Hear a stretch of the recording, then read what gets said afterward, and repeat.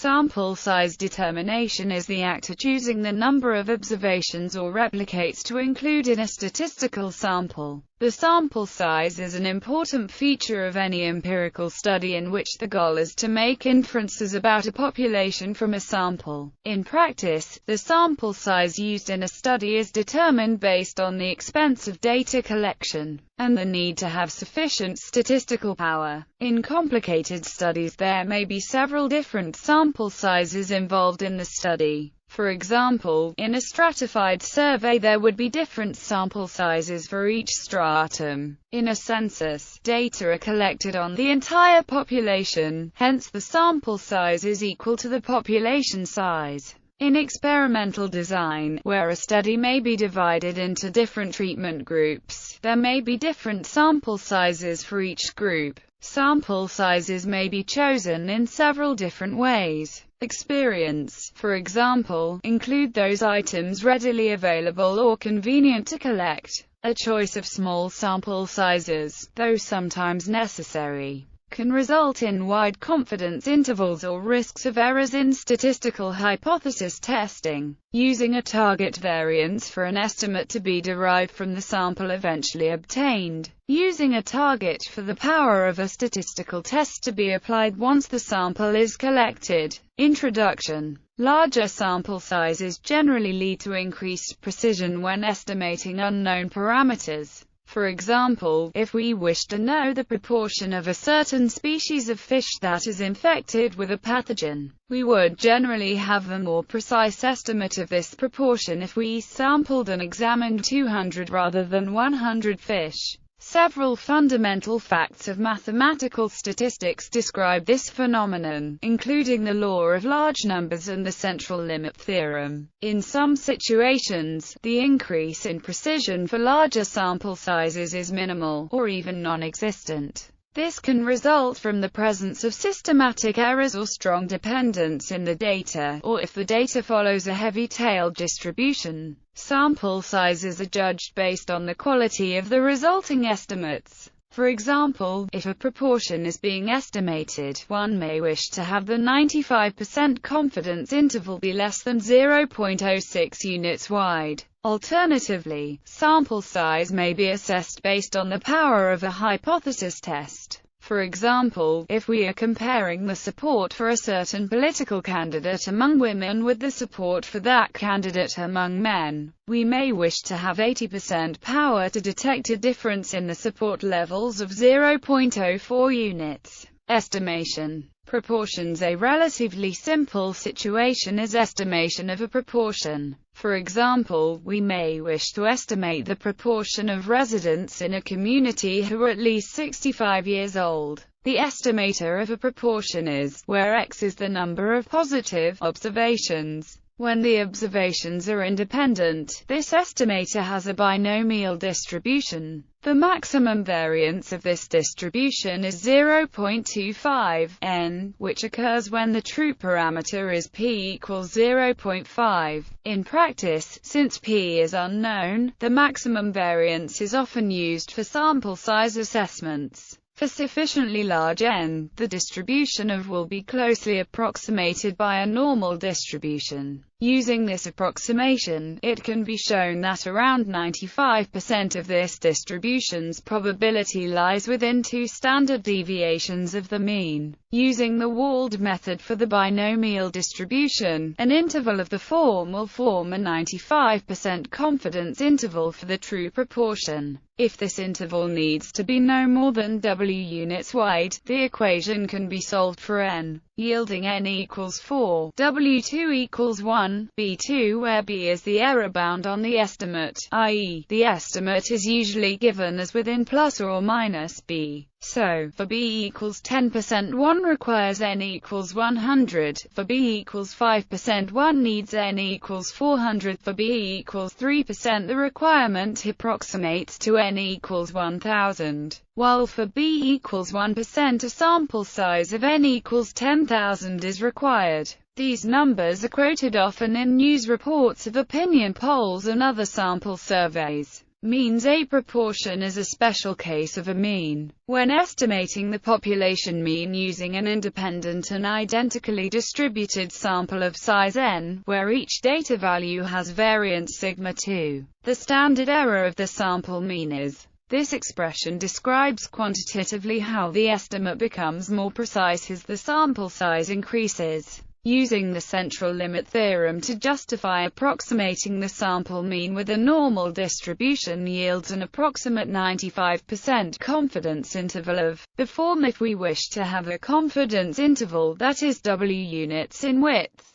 We would solve for n, yielding the sample size n equals 16 sigma 2, W2. For example, if we are interested in estimating the amount by which a drug lowers a subject's blood pressure with a confidence interval that is 6 units wide, and we know that the standard deviation of blood pressure in the population is 15, then the required sample size is 100. Required sample sizes for hypothesis tests. A common problem faced by statisticians is calculating the sample size required to yield a certain power for a test, given a predetermined type 1 error rate alpha, as follows. This can be estimated by predetermined tables for certain values, by Meads resource equation, or, more generally, by the cumulative distribution function. The tables shown on the right can be used in a two-sample t-test to estimate the sample sizes of an experimental group and a control group that are of equal size.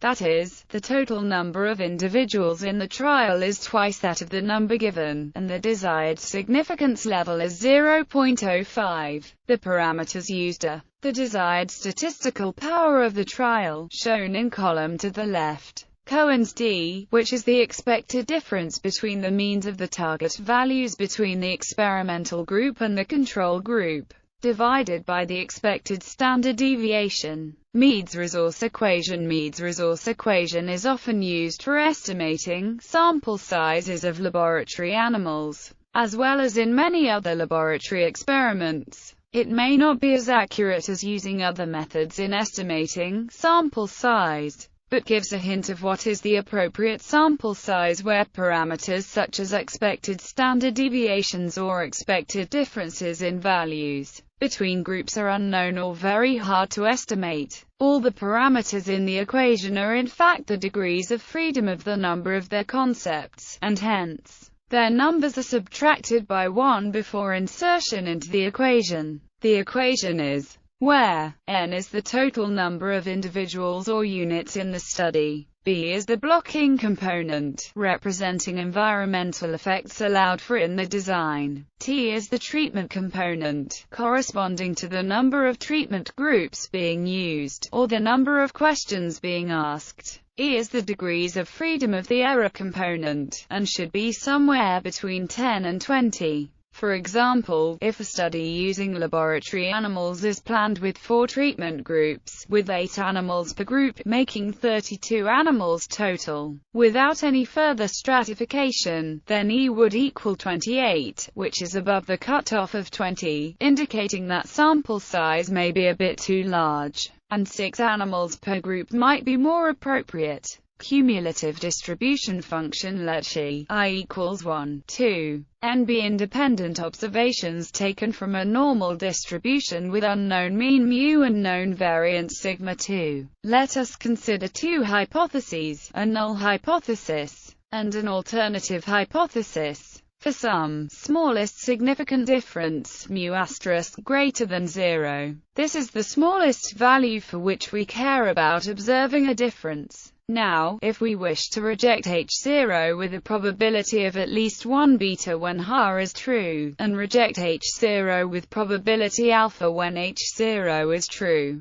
then we need the following. If Z alpha is the upper alpha percentage point of the standard normal distribution, then and so, reject H0 if our sample average. Now we wish for this to happen with a probability at least 1 beta when H is true. In this case, our sample average will come from a normal distribution with mean mu asterisk. Therefore, we require through careful manipulation. This can be shown to happen when where is the normal cumulative distribution function. Stratified sample size. With more complicated sampling techniques, such as stratified sampling, the sample can often be split up into subsamples. Typically, if there are h such subsamples, then each of them will have a sample size nh, h equals 1, 2. These nh must conform to the rule that n1 plus n2 plus nh equals n. Selecting these nh optimally can be done in various ways, using Neimann's optimal allocation. There are many reasons to use stratified sampling: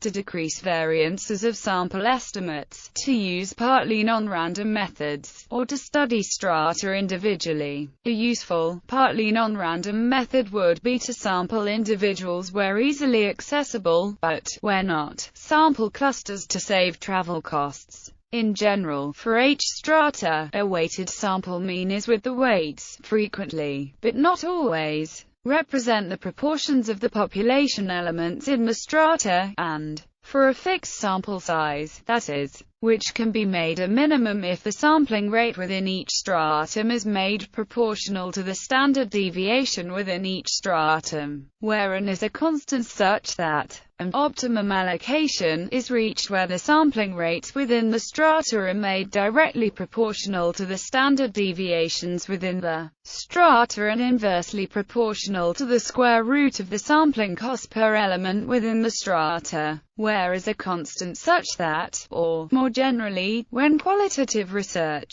sample size determination in qualitative studies takes a different approach. It is generally a subjective judgment, taken as the research proceeds. One approach is to continue to include further participants or material until saturation is reached. The number needed to reach saturation has been investigated empirically. There is a paucity of reliable guidance on estimating sample sizes before starting the research, with a range of suggestions given. A tool akin to a quantitative power calculation, based on the negative binomial distribution, has been suggested for thematic analysis.